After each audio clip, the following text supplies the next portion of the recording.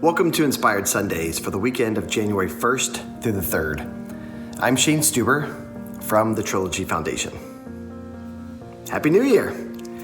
Congratulations to everyone who's watching this, because 2021 is officially here. Now, I'm not saying that having a new year is going to take all the obstacles in our lives away. We all know that's not true.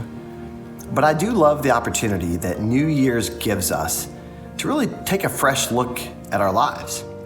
You know, we get to take a step back and reflect, but then we get to sort of have open eyes for our future. One of my favorite authors, American Orison Swett Marden, said this: "Open eyes will discover opportunities everywhere. Open ears will never fail to detect the cries of those needing assistance. And open hands will never lack for noble work to do." This week's message it's a strong one from Pastor Steven Furtick. This sermon was from a couple years ago, but the essence of his New Year's message is perfect for today. For this year, you need to see some things with your spirit that you cannot see with your senses. And the reason this is so important is because if you don't recognize where the enemy is attacking you the most frequently and ask God to give you insight into the places of your greatest vulnerability, you will spend all of your energy this year fighting battles that you could have avoided if you would have learned the lessons of last year. Y'all don't like this part of my sermon? I know. Makes you mad when you realize that a lot of the battles that you fought, you could have avoided if you had listened to what was on the inside instead of responding to what was on the outside.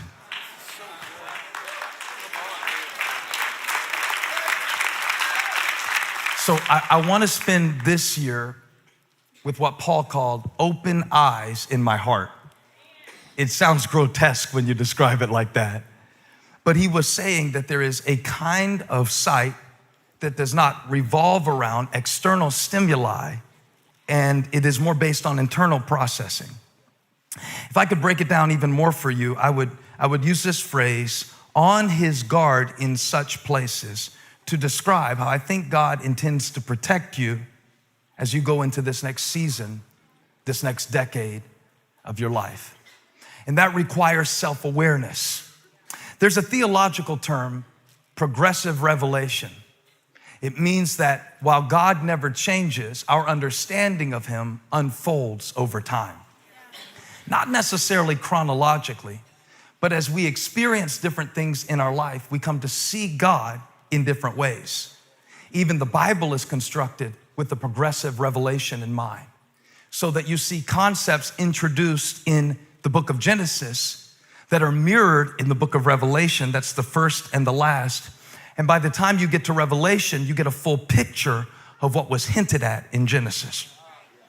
So you see types and shadows in the Old Testament, which ultimately point to Jesus Christ. But they're pointing to something that you have not clearly seen yet. Life is this way. It is that many of us in this season of our life are going to see things that we only saw a shadow of in a previous season of our life. Progressive revelation means that God wants to show you some things about himself and even about you that will cause you to be able to avoid what I call unnecessary roughness. It's a football term, but it also applies when we're going up against the devil. And let me help you with something real quick. Some of the battles that you fought last year were in places that you never should have been.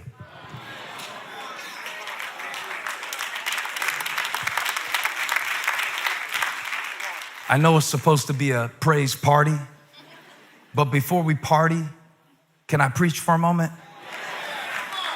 I got 24 minutes to tell you about this, that there are certain places that you need to stay away from this year Because if you go there and then ask God to protect you in those places, I don't know whether to start with Facebook or whether to start with CNN or whether to start with Fox News, but we have to be very careful about where we go. Watch this, not just with our bodies, but with our minds.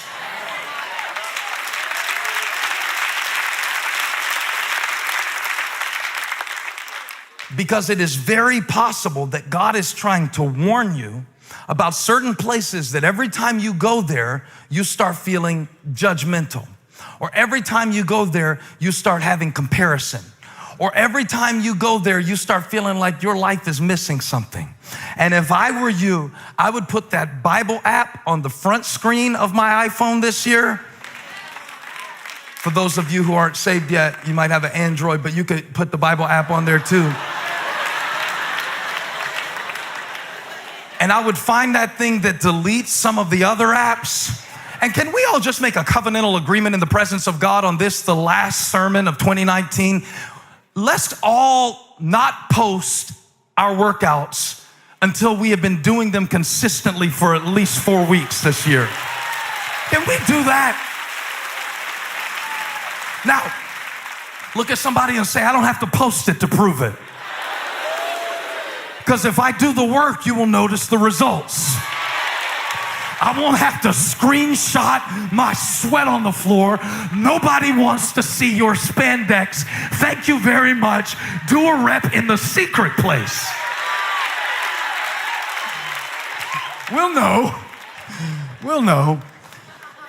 And it's really interesting how certain places bring me into vulnerability. And I just want to ask the question, have you lived long enough to know yet where you're most vulnerable? There were certain places where the enemy intended to attack, but because the king had somebody on the inside. Wouldn't it be nice to have somebody on the inside that could tell you, like it can tell you where there's traffic, and it can show you on the GPS where there's gonna be traffic? Wouldn't it be nice to have somebody on the inside, like Elisha was on the inside and he was feeding information to the king saying, don't go there? Wouldn't it be nice to have somebody on the inside? Wouldn't it be cool if you didn't have to go into this year alone, but you could have somebody on the inside? Wouldn't it be awesome if when Jesus Christ went to heaven, he sent down his spirit to live in those who would believe in his name? Wouldn't it be awesome if you had somebody on the inside, the Spirit of truth, the Spirit of righteousness, the Spirit of God telling you, don't go there, don't think that, don't complete that, cut off that conversation, don't give them all that information. And here's the beautiful thing about it. God will show you where to be on your guard if you will give him the opportunity.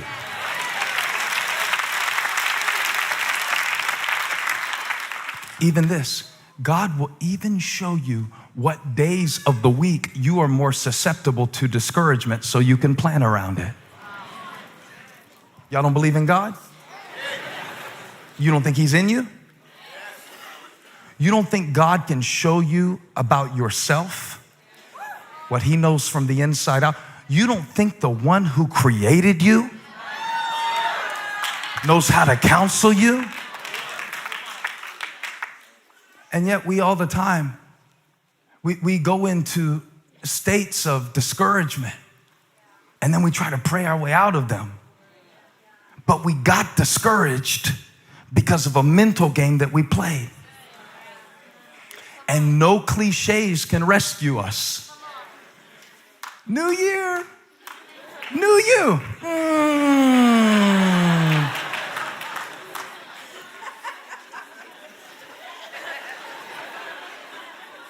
Because if we told the truth, it doesn't sound as cute, right?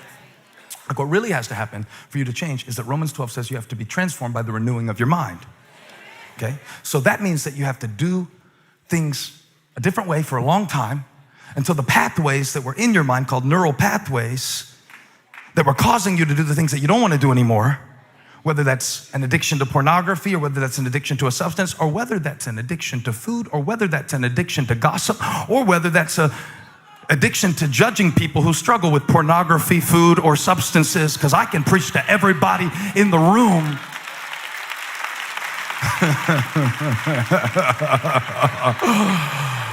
I'll tell you, Pastor Steve, I don't struggle with these sins that you mention. It's actually great because I'm starting this new year with a pretty clean slate.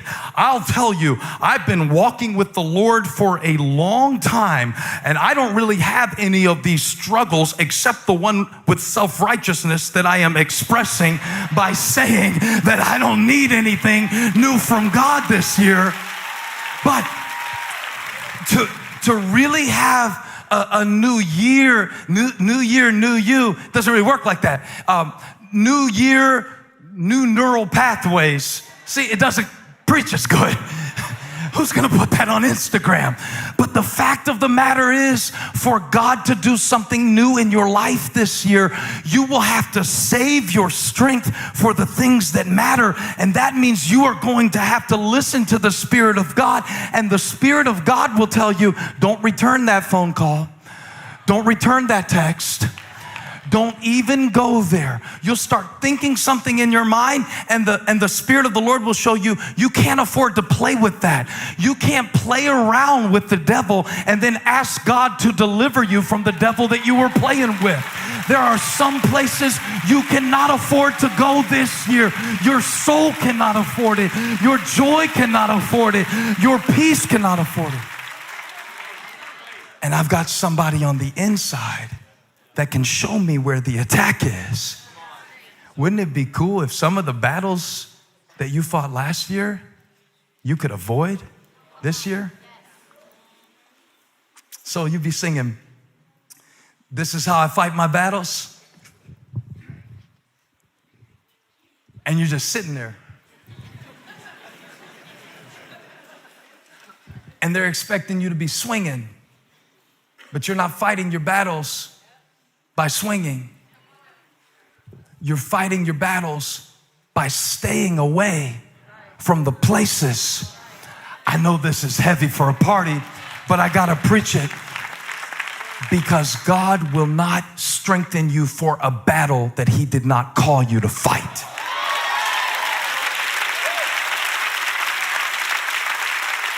So you've got to let go this year of the need to prove things to people, because that is not a battle God has called you to fight. You've got to let go this year of trying to make up for things that are in the past and that God has already forgiven. That is not a battle God has called you to fight. It is over. It is gone. The old is gone. The new has come. You have got to ask the Spirit of God what areas to avoid in this year. Okay, so Elisha is giving the information for the military attack. And I wonder if the Spirit of God is trying to give you information for the spiritual attacks that you're under. But you keep going to old places. And when he found out about it, not only was he mad, but he was determined to get rid of this guy, because Elisha was a problem. Elisha was a problem. Are you a problem for the enemy?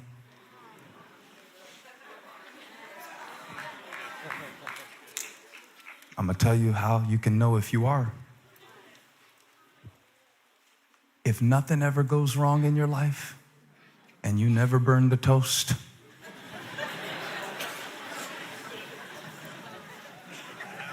if everything is so nice and neat and orderly and you never face any kind of resistance, it means that the devil isn't threatened by you at all.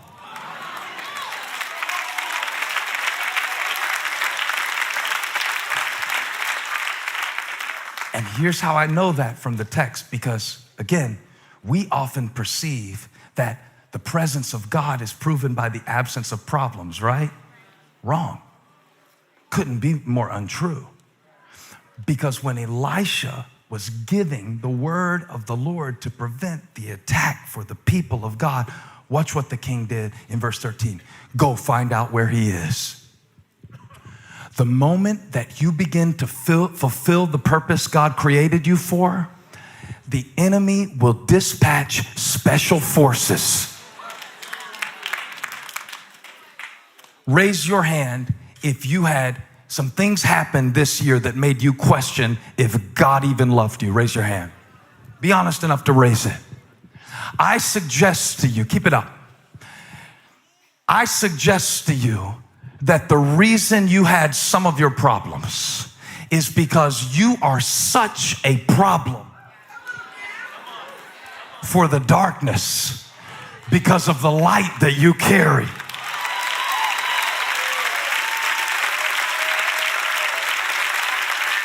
Somebody shout, I'm a problem. So let me tell you how you can prove that God is with you, okay? The way that you can prove that God is with you is not by the fact that nothing bad ever happens to you. The proof, my mom used to say, the proof is in the pudding. Well, I found out when it comes to the things of God, the proof is in the problem. How do I know that God is using me and that He has great plans for me? How do I know that God has put a big calling on my life? How do I know that God has something outstanding for my future? I know the size of my calling by the size of my problem. Y'all shout if you've been through something this year.